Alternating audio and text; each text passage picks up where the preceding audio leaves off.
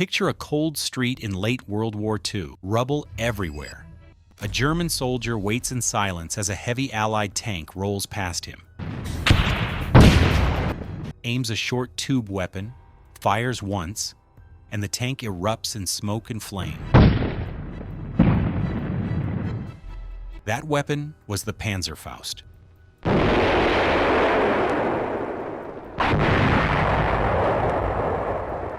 American troops move forward with bazookas on their shoulders, supported by tanks, planes, and artillery. They fight differently. Both sides had powerful anti-tank weapons, but only one became a symbol of desperate defense. So why did the United States never copy the Panzerfaust, even when it worked so well? The answer says a lot about how each side fought the war.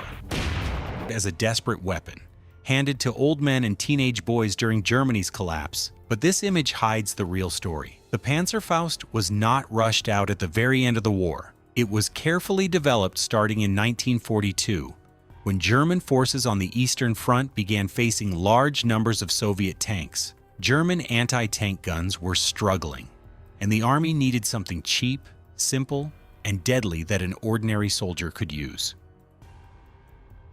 The first version was called the Faust Patron, meaning fist cartridge. It was basic and short-ranged, but it proved the idea worked. From there, Germany improved the design into the Panzerfaust series. The most common versions were the Panzerfaust 30, 60, and 100. The numbers referred to their effective range in meters. While even 100 meters was very short by battlefield standards, the weapon was meant for ambushes, not open fights. The design was extremely simple. A Panzerfaust was made up of a hollow metal tube filled with black powder, a firing trigger on top, a flip-up sight, and a large-shaped charge warhead mounted at the front. When fired, the weapon had almost no recoil, which made it easier to use. But this came at a cost.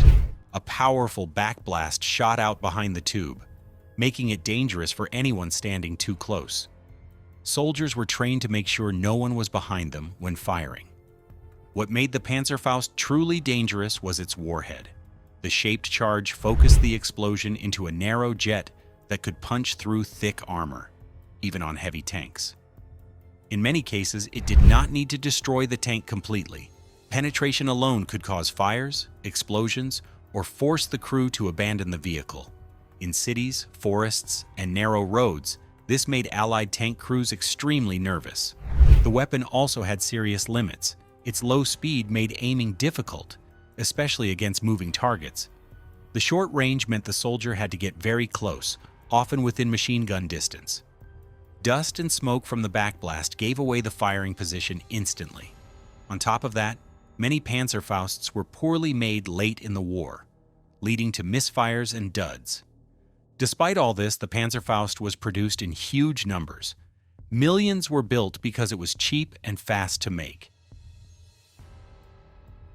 By late 1944 and 1945, it was responsible for a large share of Allied tank losses. While it could not change the outcome of the war, it became one of the most feared infantry weapons of World War II, especially in close combat where its strengths mattered most. By late 1943, the Panzerfaust had turned into one of the most feared weapons on the battlefield. Deadly. Unlike the bazooka, it was not reusable. Each Panzerfaust was meant to be fired once, then thrown away. But that did not make it weak. In fact, it made it dangerous in a different way. A single soldier could carry one into a ruined street or forest edge and wait. When a tank came close enough, sometimes under 30 meters, he could fire and punch straight through armor. The blast that came out the back was huge, nearly 10 feet of fire, which meant the user was often spotted right away. Studies later showed that many Panzerfaust users had only about a 50% chance of surviving their attack. This was not a safe weapon. It was a desperate one. Still, if it hit, the damage was brutal. The shaped charge created a jet of molten metal that could potentially burn through 8 inches of steel. In some cases, it passed through one side of a Sherman tank and burned out the other. If it touched fuel or ammo inside, the tank was usually lost. By 1944, Panzerfausts were being produced in massive numbers. At peak production, Germany was making over 1 million a month. They were handed not only to soldiers but also to teenage boys and old men in militia units. As Allied forces pushed deeper into Europe, the effect became clear. In Normandy, these weapons caused a small share of tank losses, but by the time fighting reached Germany, over a third of Allied tank losses came from infantry weapons like the Panzerfaust. The threat slowed advances, especially in cities. Studies showed that fear of Panzerfaust attacks reduced the speed of Allied movement by nearly 30% east of the Rhine. Allied crews tried everything to stop it. They welded spare tracks to their tanks. They piled on sandbags. Some even added wire mesh, bed springs, or metal screens.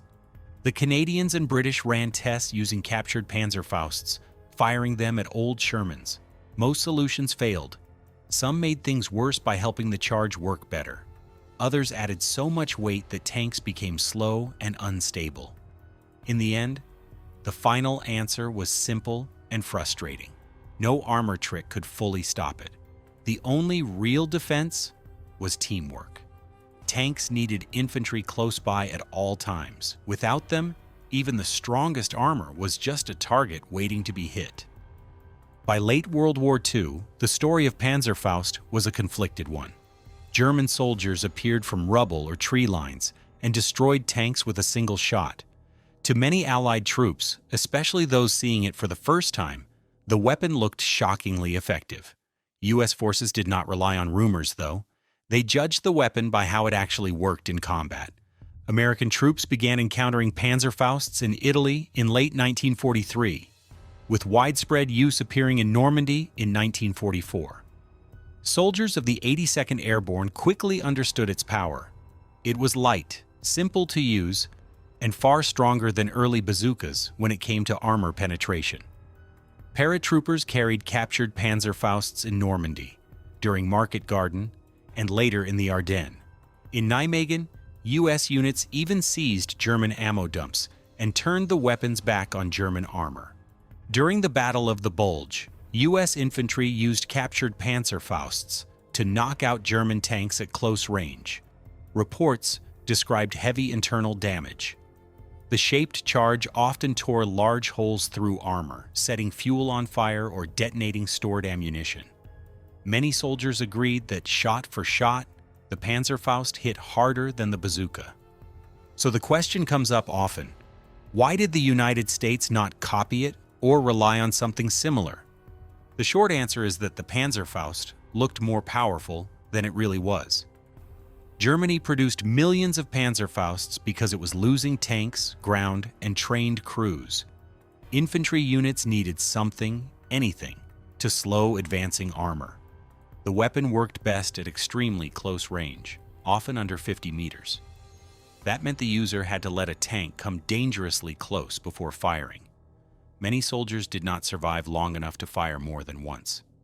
This mattered to American planners. A weapon that only worked in desperate situations was not something to build a strategy around. U.S. doctrine focused on combined arms. Tanks moved with infantry, artillery, and air support. When infantry stayed close, Panzerfaust teams struggled to get within firing distance.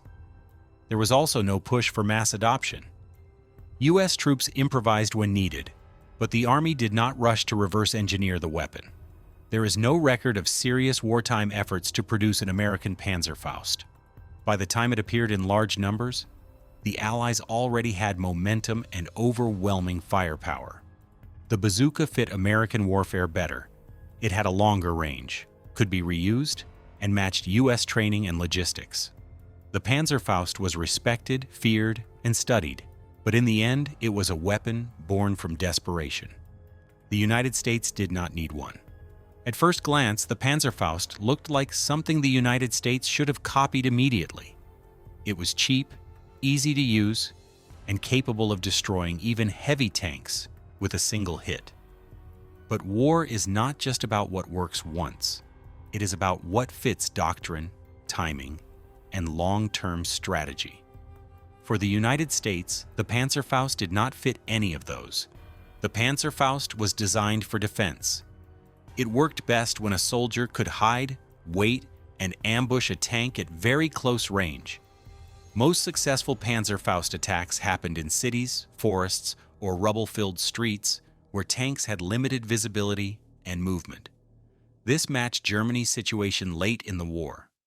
German forces were retreating, short on fuel, short on tanks, and forced to fight from prepared positions.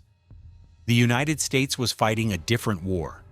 By 1943, American forces were almost always on the offensive. They were advancing across North Africa, Italy, France, and later Germany itself. Offensive warfare punished close-range weapons. Infantry had to move forward across open ground, support armor, and avoid exposing themselves to enemy fire.